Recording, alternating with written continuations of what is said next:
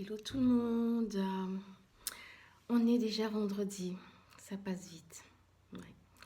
Et aujourd'hui, en fait, je voulais vous parler de comment on fait pour gérer en fait ces kilos en trop là. Parce que là, je sais pas pour vous, mais moi en tout cas, je me suis mis à faire des gâteaux, des pâtisseries, j'ai même fait une confiture de orange, gingembre. Je vais vous partager la recette bientôt. Elle est à tomber. Mais c'est juste. Mais voilà, c'est du sucre, quoi. On dit, tu mets l'orange, tu mets c'est du sucre, ça fait grossir. Et comme on bouge moins, vu qu'on va pas au boulot, enfin, la majorité de la population, je pense, travaille de la maison. Donc on est confiné, on bouge moins. Bon, évidemment, il y a toujours le fait qu'on peut essayer de bouger ou alors on sait marcher ou on sait faire un petit peu l'activité à la maison. Mais au final, on bouge quand même moins et on attrape vite les kilos et voilà, donc on essaie. Je vais vous donner 10 petits trucs. 10 petits trucs que j'ai répertoriés. Je vais essayer de regarder que je n'oublie pas tout ce que j'avais préparé pour vous. La première chose, en fait, c'est quelque chose que j'ai oublié de vous dire la dernière fois quand je vous ai parlé du petit déjeuner. Pour ceux qui ne l'ont pas vu, bah, regardez mon NutriTalk la dernière fois. Ça se trouve sur mes stories à la une où je parle du petit déj. La première chose à faire, c'est le matin à jeun. Prenez un verre d'eau tiède citronnée. Ça détoxe, ça fait du bien au corps, ça enlève les toxines en fait qui sont dans l'organisme la nuit, de ce qu'on a mangé le soir, tout ça. Et ce qui est super important, c'est que le citron, on a l'impression que c'est amer, que c'est acide, mais en fait c'est alcalin, ça régule la balance, l'équilibre acido-basique. Ce qui fait que quand on a trop d'acidité dans le corps, c'est pas bon parce alors ça crée une inflammation. Et l'inflammation, bah, c'est ça qui est la cause de l'obésité, de plein de maladies en fait. Donc il faut vraiment éviter, il faut manger des produits très basiques, très alcalins, donc des fruits et surtout des légumes à feuilles, des légumes verts surtout. C'est ceux-là qui sont plus alcalins que d'autres aliments dont je peux vous dire. Donc le citron le matin avec l'eau chaude, l'eau tiède, de préférence tiède, hein, parce que le citron, il y a la vitamine C, donc ça se barre avec l'eau. Et aussi, il faut le boire directement, parce que la vitamine C aussi s'évapore très vite. Donc l'eau tiède, on met un jus d'un demi-citron dans son eau et on boit. Ce qu'il faut faire aussi attention, c'est que le citron est quand même abrasif, donc il abîme les mailles des dents. Donc soit vous buvez votre eau avec une paille, si vous n'avez pas de paille, après avoir bu l'eau tiède, vous reprenez un verre d'eau normal hein, et vous rebuvez. Donc ça fait un petit peu, ça dilue le citron dans la bouche et tout ça. Donc voilà, ça c'est la première chose. Deuxième chose, c'est qu'on prend un bon petit déjeuner. On va faire NutriTalk la dernière fois. Hein. Donc vous savez ce qu'il faut faire pour prendre un bon petit déjeuner. Ça va vous aider aussi à être calé pendant la journée. Donc en fait, ça va vous aider aussi à ne pas grignoter, à arrêter de grignoter pendant la journée parce que vous serez calé. Et aussi, ce que ça va faire, hein, parce qu'on en avait parlé la dernière fois, c'est aussi éviter ce pic d'insuline qui est très mauvais. Parce que l'insuline, elle vient prendre le sucre et le stocke. D'abord, on va essayer de le stocker dans les muscles, mais si le muscle dit écoute, non, j'en ai pas besoin, alors il stocke sous forme de gras. Donc c'est ça. Et donc on grossit parce on a des pics comme ça tout le temps et c'est pas bon. Et c'est très mauvais en plus. Ça, c'est la deuxième chose. La troisième chose, la troisième petite arme secrète, c'est la cannelle. Utilisez la cannelle. Pourquoi? Parce que la cannelle, elle est thermogénique.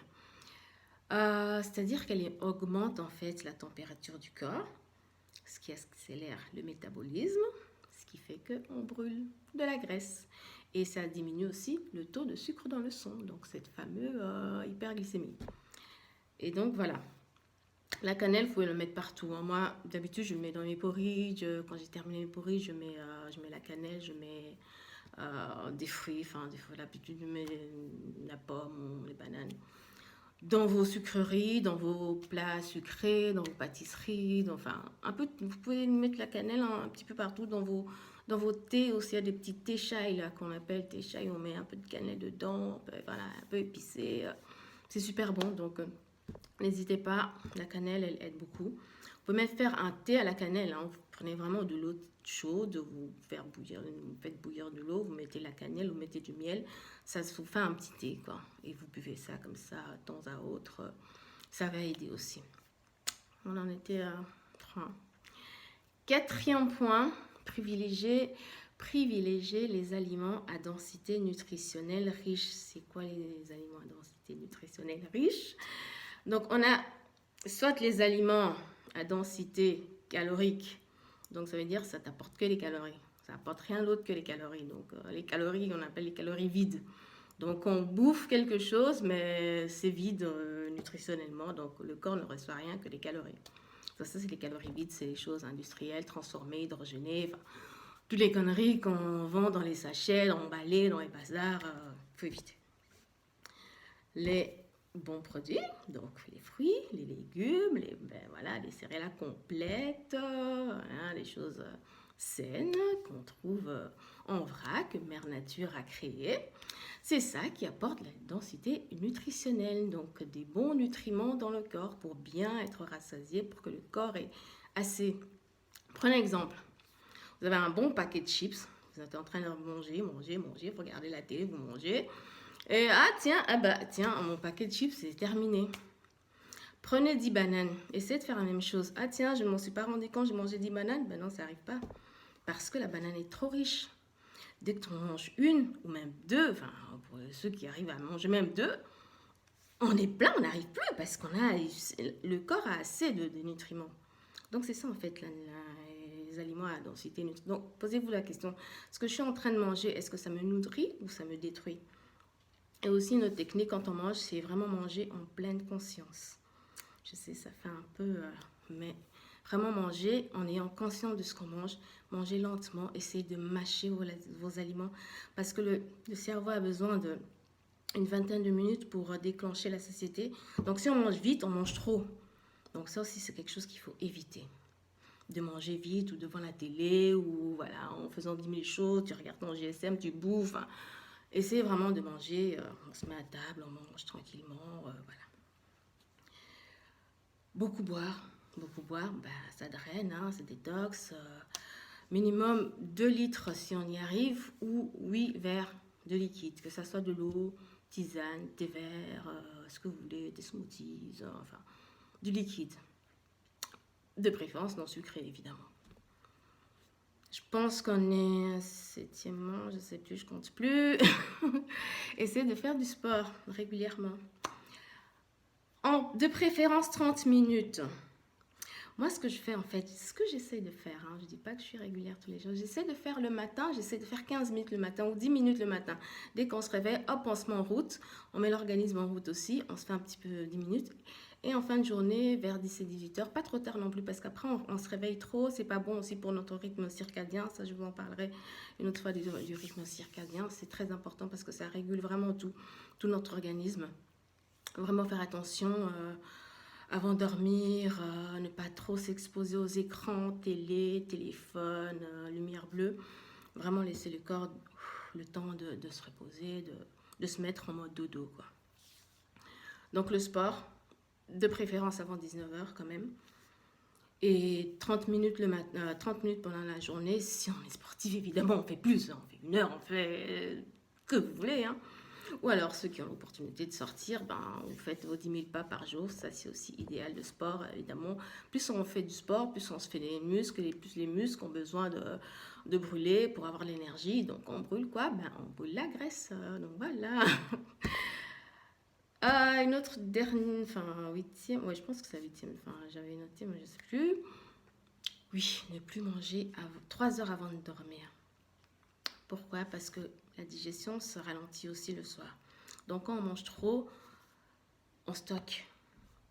Donc essayez de faire aussi cette histoire de jeûne intermittent, la time window, période où on mange pendant une certaine période de temps, 12 heures maximum. une période de temps, on mange, par exemple, de 7h à 20h, de 7h à 19h. Et après, on a 16h où on ne mange plus rien. Donc, de 20h jusqu'au le matin, à 7h, à 8h, on mange plus. On mange plus.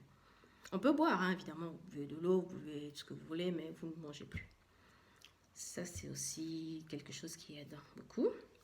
Le stress, très important. Le stress stocke beaucoup de graisse. Le stress, c'est on se met vraiment en mode fight and fly. Donc, soit on se bat, soit on se barre. Et ça...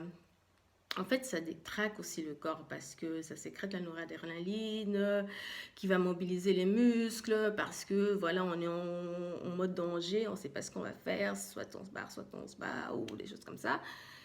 Et à répétition, c'est pas bon parce que ça pompe aussi le calcium pour pouvoir se battre. Et quand il y a trop de calcium qui rentre dans l'organisme, c'est le magnésium qui se barre. Et le magnésium est super important en fait, le magnésium, vous vous en rendez pas compte, ça agit dans plusieurs réactions de notre organisme, mais sans magnésium, on ne fonctionne pas bien, quoi. Et déjà, on est en carence. Déjà, on est déjà à la base en carence. Donc, imaginez le stress dans tout ça, ça bousille tout, quoi. Donc, en fait, c'est des techniques de respiration, cohérence cardiaque. Allez regarder sur Internet, cohérence cardiaque 365 ou les méditations de respiration abdominale, tout ça. C'est des choses pour se calmer, pour essayer de vraiment éliminer le stress au maximum. Après le stress, le sucre, hein, évidemment. Le sucre, vraiment, ça c'est le truc qui tue.